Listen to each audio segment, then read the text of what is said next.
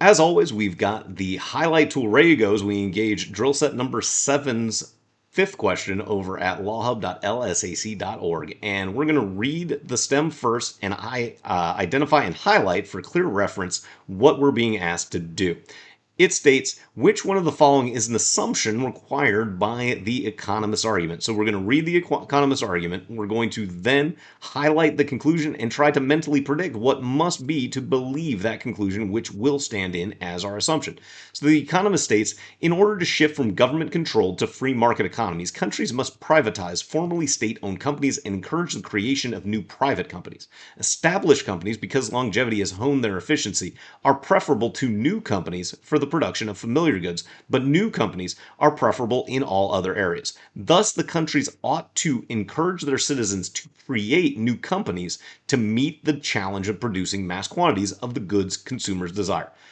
The indicator term of thus hopefully leads us pretty clearly to the conclusion, which is that countries, meaning the countries that are trying to shift from a government controlled to free market economy, ought to encourage their citizens to create new companies in order to meet the challenge of producing mass quantities of the goods consumers desire.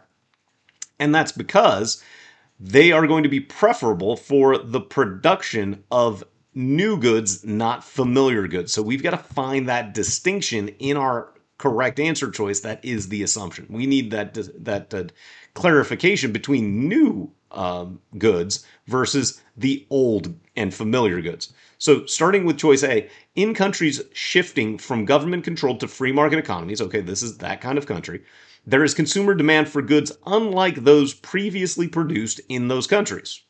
Well, yeah, this is exactly it, because we're saying that they need new companies for non-familiar goods. A is absolutely our mentally predicted assumption, so hopefully we recognize that, and we could move pretty quickly through B, C, D, and E at this point. But for the purposes of this video, we'll go through the remaining answer choices, finding reasons to eliminate as we go. Choice B reads, countries cannot successfully shift from government control to free market economies unless new companies are able to produce in sufficient quantities the goods consumers desire. What is a sufficient quantity? What are the goods that consumers desire, right? I mean, I guess that's there, but the sufficient quantity certainly isn't. So I need additional information about sufficient quantities, although I'll grant that goods consumers desire is in our conclusion. But what is a sufficient quantity? I don't know. So then choice C, during times of large-scale economic transformation, governments face pressure to return to the practices of the old economy. Okay, they face pressure to return to it, but do they acquiesce to that pressure? I don't know. This needs a whole bunch of additional information to relate to the conclusion directly, so we'll eliminate C, and of course it didn't match our mental prediction either. And then choice D, companies that were once privately owned are less likely to resist privatization than are companies that were always owned by the state. Well, again, resisting privatization? Okay, and less likely? How much less likely? I have no idea. D needs a whole bunch of additional information to relate to this conclusion.